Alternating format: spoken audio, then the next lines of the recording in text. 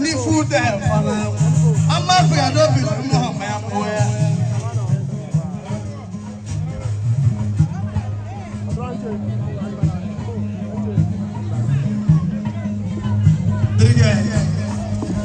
Oh, maybe I'm about so. I'm going to do so good. I'm about so. I'm going to do so good.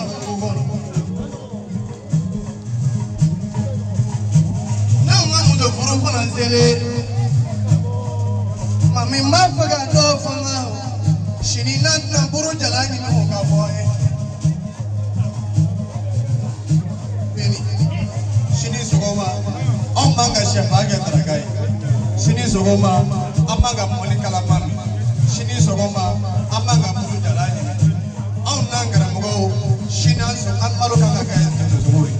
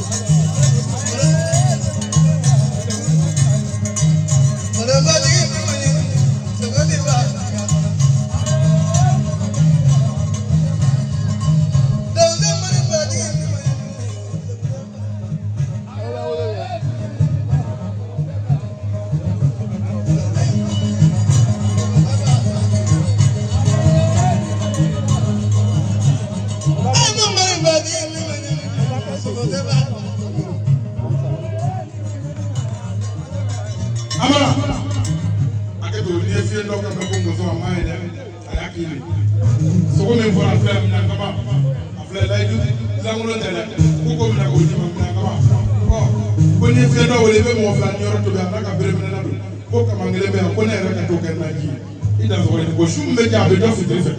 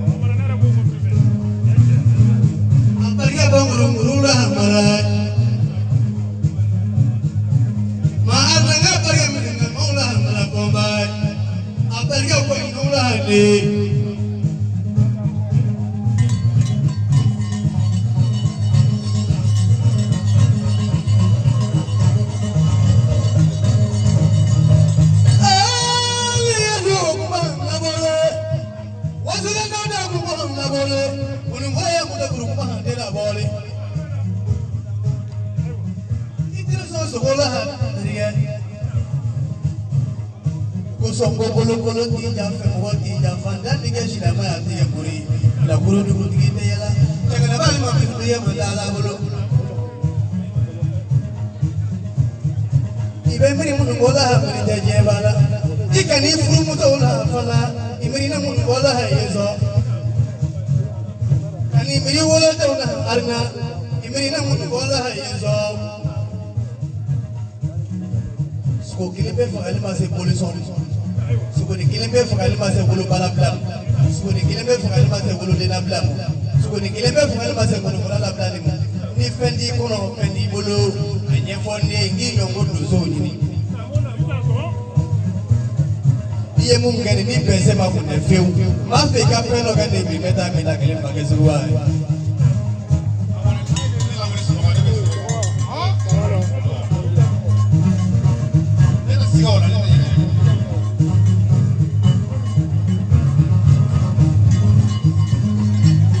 ibola biene mo wa ya na wala susila je mo mo ra mo na ina da go ge da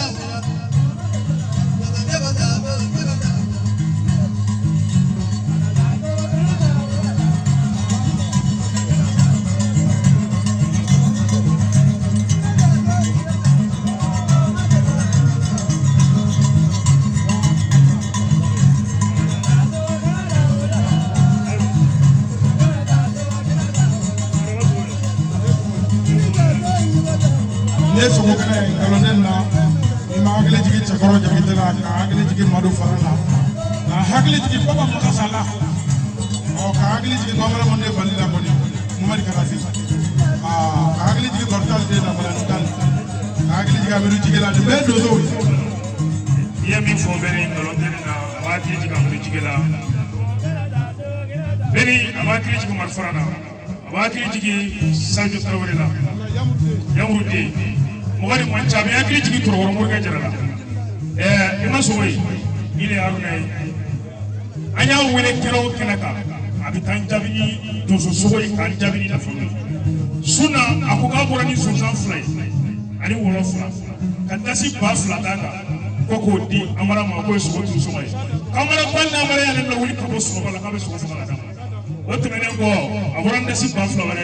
ko ne re jëm saga pakele famo fu ko pakele ni media ka dan so ko ka ko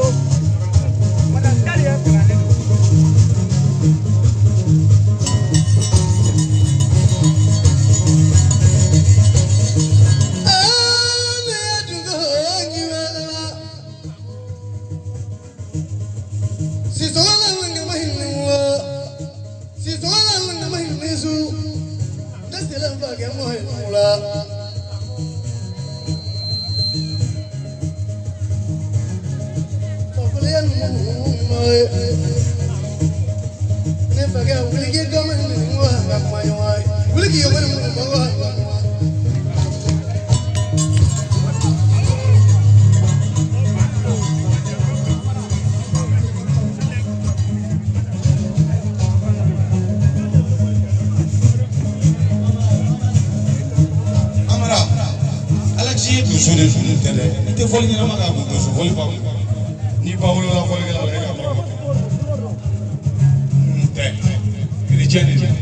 ala ki karamile ma sangari ta o terga de ni jera asra an de sam même bu fa ko ne foli ni nama ka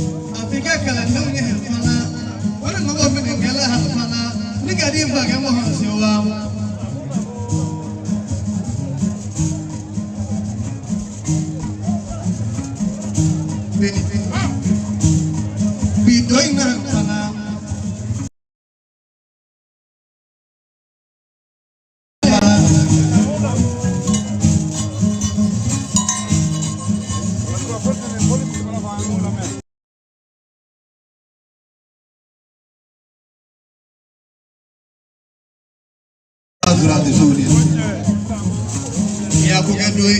na ma se ga mi ga bi ba dro se ri dai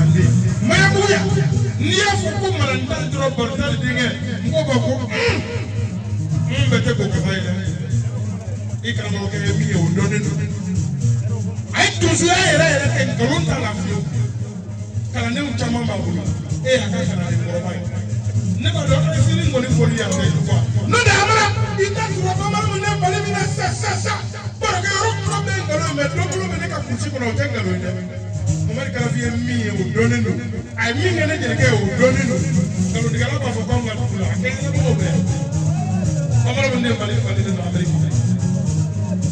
yuru min filɛ ka f'i ye ne b'a dɔn kɔni tɛ i ti da ɲɛ kelen kan ye ɛri la baaraw Alexis Sissoko ko donso den na ba ni ko k'a bolo b'a ko donso den na ba ye a ko kalandenw b'a bolo Madu fara min minalen sigi faga donso n'a donna yan su na a bɛ kaba di ma sa a tɛ hali tile duuru bɔ Madu fara a bɔra kungo la a mana sogo tɛ den dɛ a ye ne wele ka taa sigi sogo jɛ a ye sigi faga Madu fara minalen I ka kaba I b'a dɔn I da sɔgɔ ni ko I da sɔgɔ 400 o ye sogo tulu sɔgɔ ye yanni sogo ka na I da sɔgɔ ni ko a bolo b'a kɔnɔ.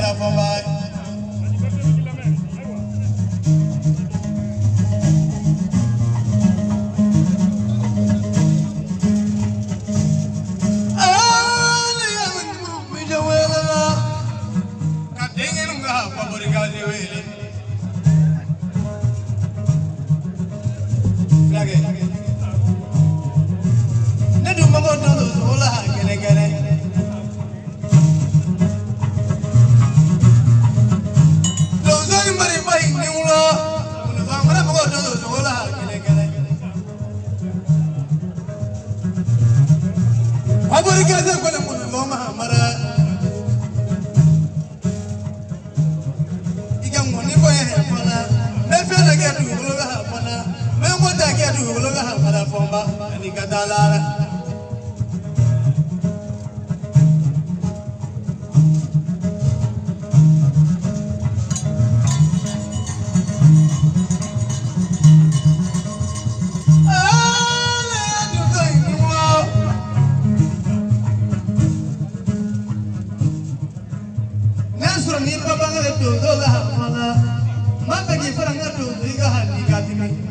Mandimi mubola hamala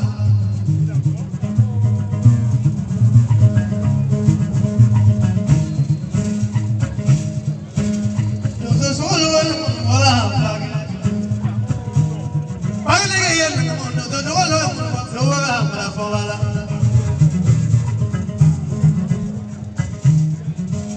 ite mana mun boye de misani ago come erla baradu akuma te jayandiriga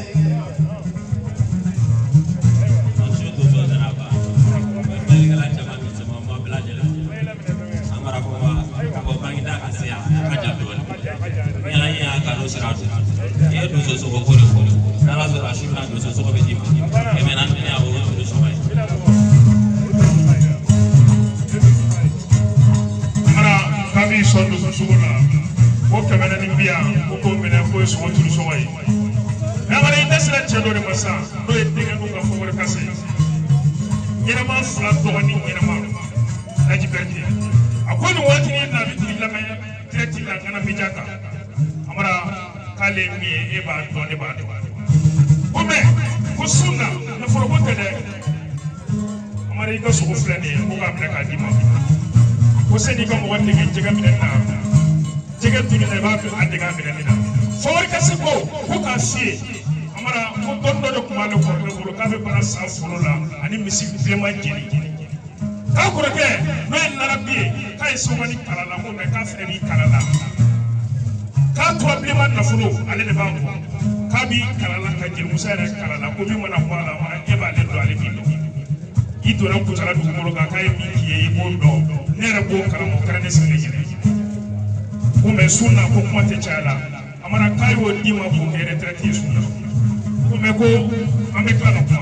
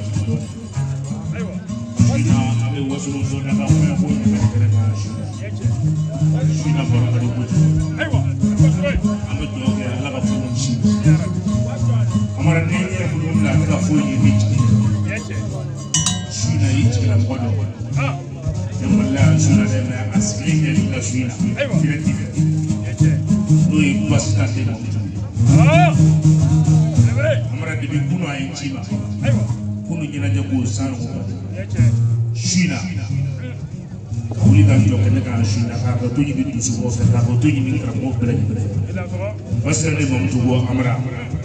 il faut le pouvoir et dans les tchèques et bodo ale bodo bodo na silam et bodo ale bodo aboko si ko te jula ko la plus souvent en effort ko chama ba da la ko ni la ro dans les postes de pouvoir abot trop pas du jodi ne pas le tuer ko ni to do ki sara ti ne ni mo ale be ki ne ni ma do o baru so do ne mali bi fa o kulo ya sa wata wa bidru mo di masu aywa si ay tere fo la aywa wa bidru ya mo di masu na aywa wa ta be ta de basta de mo ba ne no apana fere ati abi apana to shina anye be kula ko no mo kere ka be fere voyage dasi ba bidru ya ne ale ti o ka ni chi ko re kan da ka na to dasi kwata yeche o pa na mo ba ko ina so ni dasi ba bidru ya aywa shi ni de o na habibu ya kadala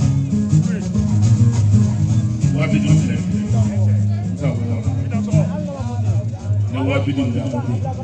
awa bidon fle wala ona mina ka bla bara bla bara i dan so do bi na uta no mo ko prati kana e mo so da na mo mi asu ha aiwa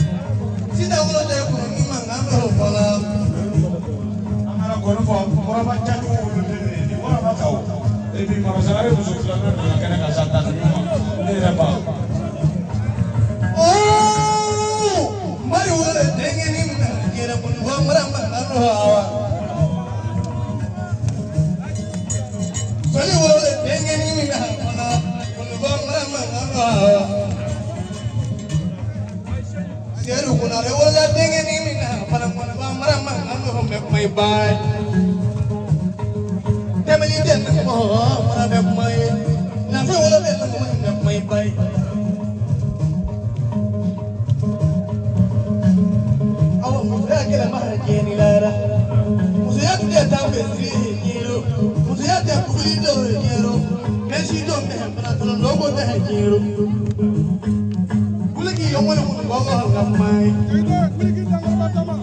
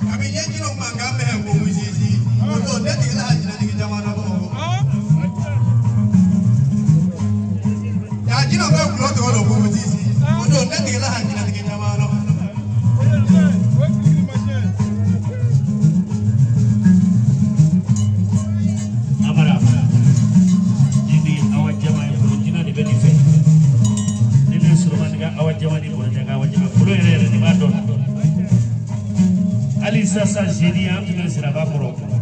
mun do kira ala na ka mo gonya na ako kira me ni mara pele bulu ka fe yere ka yakene ka juru fa bu di be kulu dina ni be fe kulu filla ka ta me ni na manja ale fe no sro kulu na juru fa yi ni biza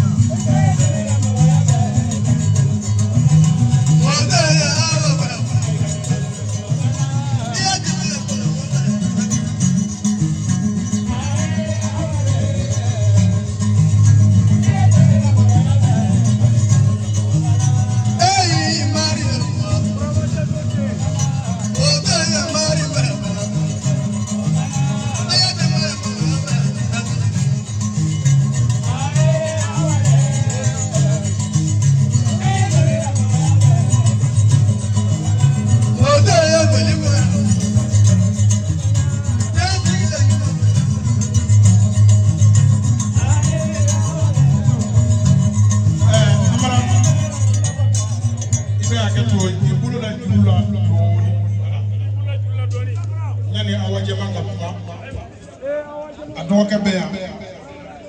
Musa a ko nin tɛ baasi ye k'a bɛ donso den na ba fo ko kuma tɛ janya i ye waraba caco cogo min fɔ k'a tun bɛ fɛ i ka min fɔ i m'o fɔ dasi ba kelen bɛ yan o ye waraba caco su jansa ye n'i bɛ se i ka kɔni fɔ k'o yɛrɛ yira ma ye Musa ba kelen ko k'o bila bana kɔnɔ ko waraba caco jansa i dan sɔgɔ ba kelen bɛ yan k'an k'o faamu a barika Musa Amara i selen fɛ muso min ma nin ye waraba caco denmuso de ne ma wara ye o ye tiɲɛ mais ne ma wara tɔgɔ mɛn i b'a sɔrɔ e tɛ donsoya kalama Mali min Amara i selen fɛ vie balimamuso de ma nin waraba caco ka vie waraba caco ka vie a balimamuso de filɛ nin ye Awa Jɛma Amara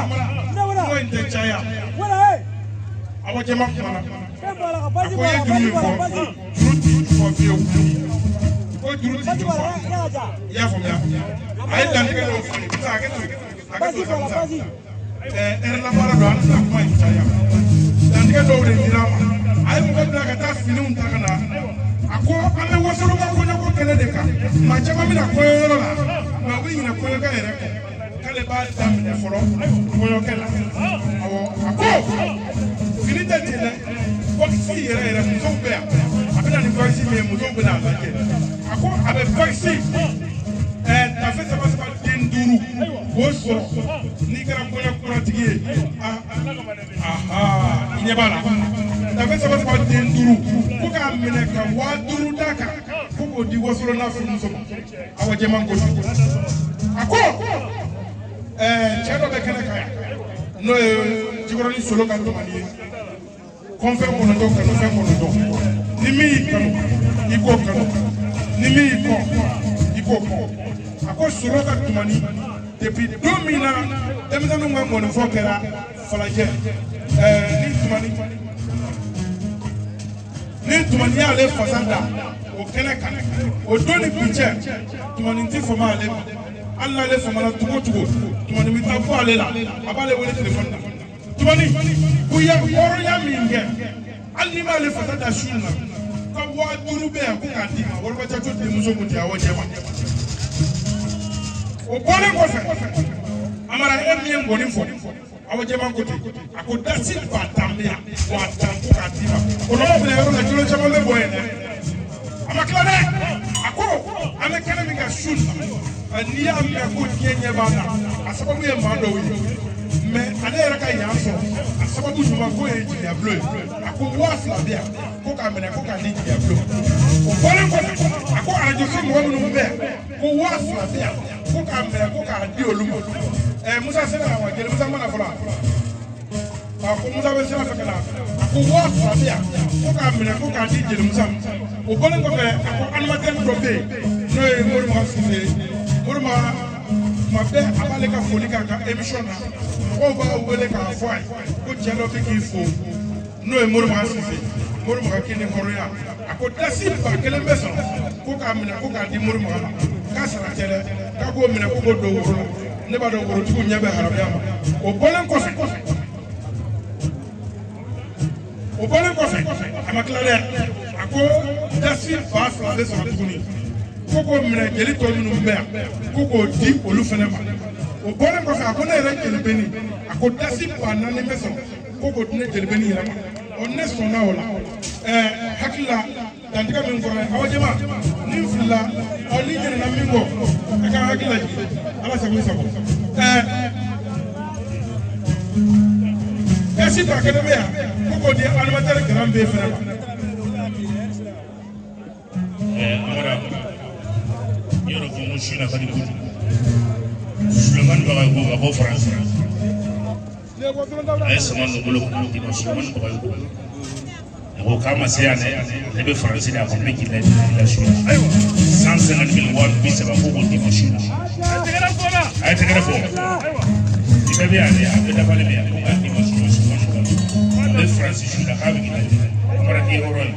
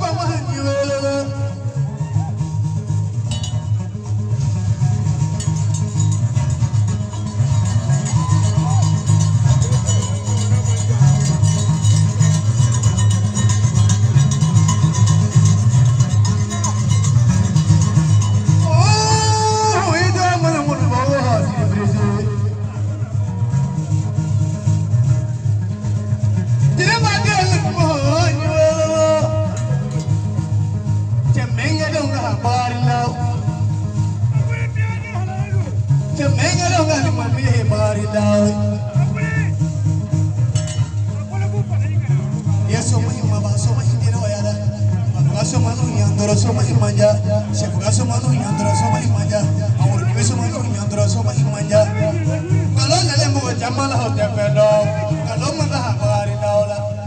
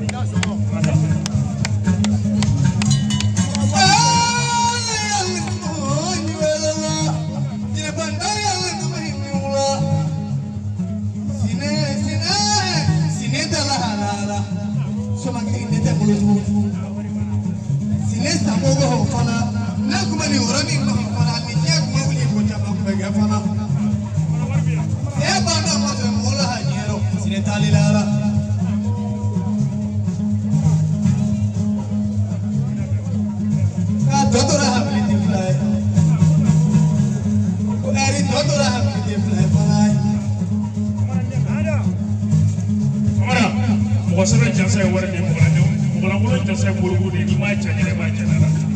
Haruna kumana a ko bagandaw y'ale bonya kojugu ko ka k'ale fɛ ko n'i ye bagandaw lawuli k'a jɔ k'a b'a jasa nasi 2,000 k'a minɛ k'a bila mara kɔnɔ o tɛmɛnen kɔ sɛ kumana a ka kalanden sɛ fo Kucala anw yɛrɛ jatigikɛ a ko k'i y'ale karamɔgɔkɛ de minɛ n'o ye Jɛnɛbaden ye a mana tɔ dɔ de bɛ nin bolo ko ala deni dugu cɛw cɛ a bɛ sabu kɛ ka nkalon kɛ ka d'a ma a ko a y'a jasa 4,000 na a banani ko ka 2,000 d'i ma n'o y'a karamɔgɔkɛ 1,000 ko k'o di fɔ ne ma ko 1,000 ko ne yɛrɛ jɛmusa k'o faamu k'a y'a banani de k'o kɛ seko ten i t'a sɔrɔ ne ko. Voilà, amara ko bata ko ka bila bara kɔnɔ amara ko kɔɲɔkɛw sera da la daw n'o i b'u sen tɛ kule ko jeliw ka ko kɔɲɔkɛw b'u jɔ fɔlɔ ko décoration bɛ da la i b'u sen tɛ ka don madame Touré Bafou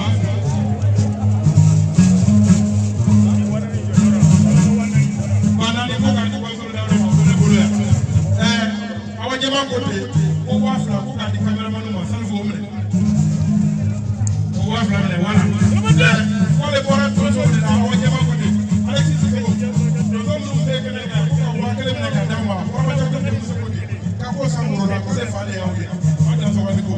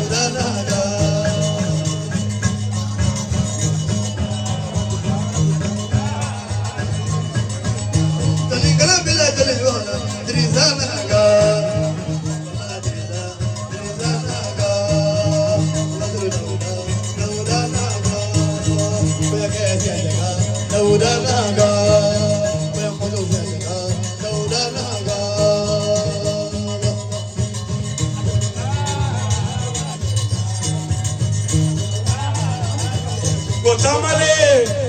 kone foda ure ko kuma selengo. Ko samale, maro samale bine ko kuma sele. Ini ka busai aina. Ko samale, ini ko rai ko kuma sele kaula. Ini ka bote ni ka sarmu. Ibo kuma selengo. Suba ni kuma teku. Ibo kuma sele kaula sabari. Sarta samale kone foda ule ibo kuma selengo. Maro samale bine ibo kuma selengo.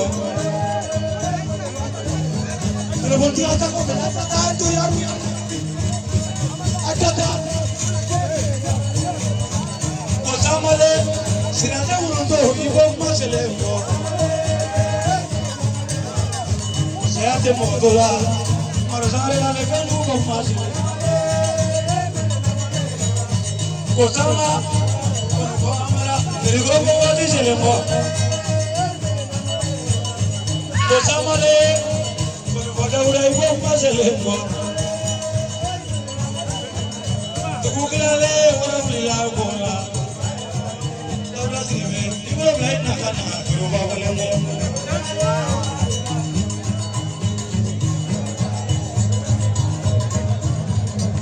Maro samale bine ko mawli na kana. Ewe shukole ni ko mawli na kana.